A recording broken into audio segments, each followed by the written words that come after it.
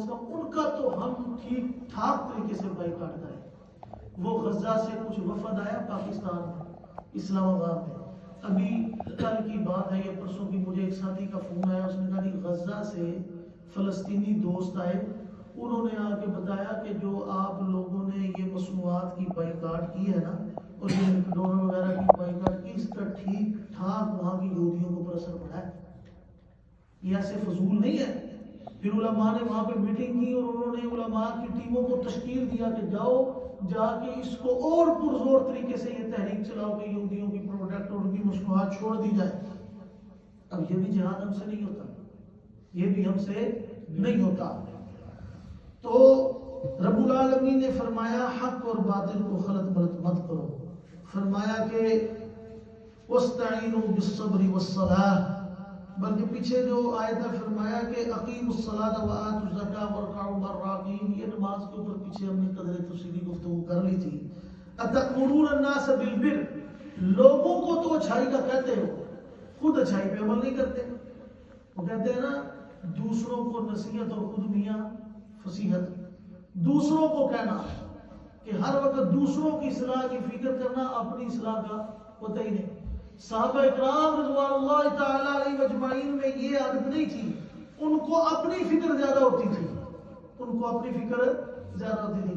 حضرت حذیفہ، غالباً حضرت حذیفہ تھے جن کو آپ صلی اللہ علیہ وسلم نے وہ منافقین کی لسٹ دی تھی کہ میں تمہیں منافقین کے نام لکھا کے جا رہا ہوں، ان کے پاس لسٹ تھی۔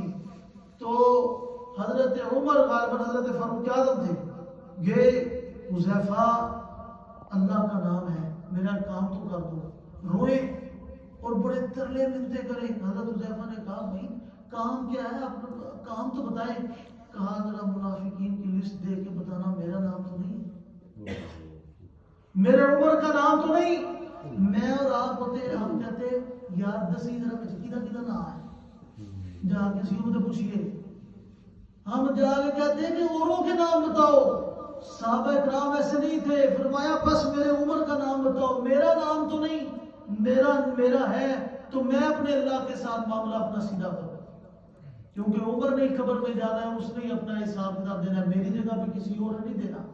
تو ہمیں اپنی فکر نہیں دوسروں کی فکر ہمیں رہتی ہے، ہر وقت دوسروں کے پیچھے پڑے تھے، وہ دیکھا وہ نماز ایسے پڑھ رہا ہے، وہ دیکھا وہ مسجد میں نہیں آ رہا، وہ دیکھا وہ مسجد میں اتنے دنوں کے بعد آیا، وہ دیکھا، اپنا پتہ ہی نہیں کہ خود کتنے دنوں کے بعد آ رہے ہو، خود کی نماز ٹھیک ہے کہ نہیں ٹھیک، دوسرے کے اوپر انگلی کی، کسی کی طرف یہ ایسے ایک انگلی کرو تو باقی ساری اپنی طرف ہی آتی ہے۔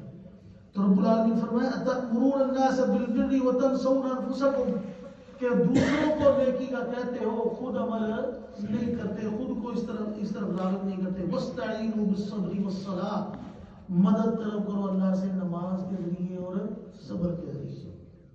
یہ بھی وہ آپ کے پیچھے اسٹوڈنٹ بیٹھے ہیں یہ جاپان یونیورسٹی کے، تو یہ بھی پوچھ رہے تھے، وہ ملک صاحب بیٹھے تھے ترجمانی کر رہے تھے، انہوں نے پوچھا کہ جب کوئی مشکل ہو تو اس مشکل سے نکلنے کے لیے قرآن کریم میں کوئی حل ہے؟ تو میں نے ان کو یہی بتایا ہے جی، یہ یاد رکھیے یہ ایسا وظیفہ ہے جو رسول اللہ صلی اللہ علیہ وسلم نے بھی بتایا اور اللہ پاک نے قرآن کریم میں بتایا ہے۔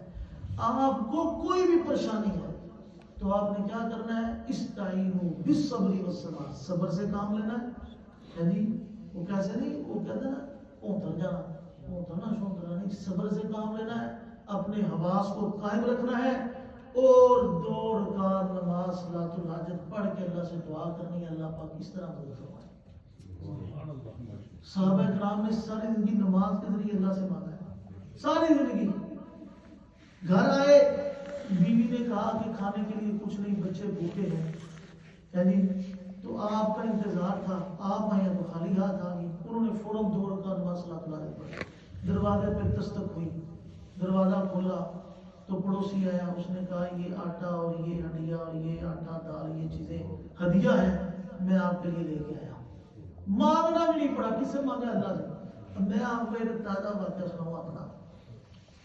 میں ابھی یہاں آنے سے پہلے ایک سفر پہ گیا، تو سفر تو 7-8 گھنٹے کا سفر تھا، تو واپسی پہ بخار کی تھوڑی شکایت ہو گئی، تو جلدی تھی، بس یہ لالچ کی کہ چلو جلدی گھر پہنچ جائیں گے۔ وہ گاڑی میں جو سیٹ بچی تھی وہ آخری سیٹ تھی اور گاڑی نکلنے والی تھی، لیکن وہ سیٹ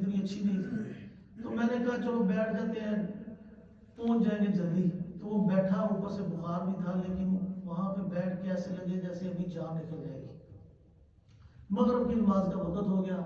میں نے ڈرائیور کو کہا کہ بھائی نماز پڑھاؤ. اس نے آگے ہی فوراً مسجد آئی, اس نے فوراً بریک لگائی. فرنٹ سیٹ پہ جو آدمی بیٹھا تھا وہ بھی لگتا تھا کوئی ڈرائیور ہے, لیکن اس نے 2 سیٹیں کٹ لی. بیٹھا ایک ہی تھا, سیٹ اس نے پوری لی تھی. میں نیچے اترا. نیچے اتر کے میں نے اسے کہا کہ آپ اگر آگے مجھے اپنے ساتھ بٹھا لیں, ایک تو مجھے بخار ہو گیا بڑا شدید, دوسرا میری سیٹ خراب ہے, تو میرا تو سفر بڑا خراب گزرا, بھی 6 گھنٹے کا سفر پڑا, کیا کریں گے؟ وہ کہنے لگا جی معذرت سے میں نے اپنی سہولت کے لیے 2 سیٹیں لی ہیں. میں نے کہا یار آپ پیسے لے لو سیٹ کی جو آپ نے دی ہیں. کہتا ہے نہیں میرے یہ گھٹنوں میں ٹانگوں میں تکلیف ہے, تو دوسری سواری ساتھ بیٹھے گی تو میں خود پرابلم میں آ جاؤں گا, تو میں نہیں, معذرت ہے. میں مسجد میں چلا گیا. میں نے فرض نماز پڑھی اور میں نے پھر 2 رکعت نماز صلاۃ الحاجت پڑھے. میں نے کہا یا اللہ آپ میری حالت دیکھ رہے ہیں, مجھے بخار بھی ہے اور آگے 6-7 گھنٹے کا سفر پڑا ہے اور میں بڑا پرابلم میں. میں دعا کر کے باہر نکلا. یقین مانے یہ مسجد میں آپ کے سامنے بیٹھا ہوں, اچھی جگہ ہے اور اللہ کا گھر ہے. میں باہر نکل کے ایسے کھڑا ہوا, ایک آدمی میرے پاس آیا, آگے کہنے لگا آپ پریشان لگ رہے ہیں, خیر ہے؟ میں نے کہا یار یہ میری سیٹ ٹھیک نہیں ہے اور اوپر سے نا ٹمپریچر بھی ہے, تو یہ بڑا کام خراب ہوا. وہ کہنے لگا آپ میری سیٹ لے لیں, اس میں کوئی پرابلم ہی نہیں. میں تو پہلے ہی سوچ رہا تھا پیچھے بیٹھ کے کہ حضرت صاحب صحیح سیٹ پہ نہیں بیٹھے, ان کو میری جگہ پہ بیٹھنا چاہیے تھا. وہ اس نے مجھے اب دیکھیں کہ اللہ سے مانگے بغیر مخلوق سے مانگا تو شرمندگی بھی ہوئی اور چیز ملی بھی نہیں. اللہ سے مانگا تو مخلوق سے مانگنا نہیں پڑا, اللہ نے خود مخلوق کو چلایا اور میرے پاس لے آئے. اور اللہ کا ہر کسی کے ساتھ یہی معاملہ ہے. رب العالمین فرماتے ہیں میں 70 ماؤں سے زیادہ پیار کرتا ہوں, 70 ماؤں سے زیادہ پیار کرتا ہوں. تو اللہ سے مانگے تو جو 70 ماؤں سے ماں سے مانگا جائے, سخت سے سخت طبیعت ماں ہونا, 10 منٹ اس کے کپڑے کھینچے جائے نا کہ ماں دے دو دے دو دے دو دے دو, سخت سے سخت طبیعت ماں وہ بھی مان جاتی ہے. تو اللہ 70 ماؤں سے زیادہ پیار کرنے والے ہیں. اللہ سے بار بار مانگا جائے تو اللہ پر کیسے نہ دے, دیں گے کہ نہیں دیں گے؟ تو اللہ تعالیٰ سے مانگیں گے نہیں مانگیں گے؟ عادت بنائے اللہ تعالیٰ سے مانگنے کی. ہم نے صرف مانگنا نہیں سیکھا اور ہمیں عادت ہی نہیں مانگنے کی. صحیح بات ہے. یہ جو کرکٹر ہے نا انضمام الحق, اس کا ایک دفعہ میں گفتگو سن رہا تھا. یہ کہتا ہے کہ میں جماعت کے ساتھ زندگی میں پہلی دفعہ نکلا تو میں نے 4 مہینے کی تشکیل کرائی. کتنے مہینے کی؟ 4 مہینے کی تشکیل.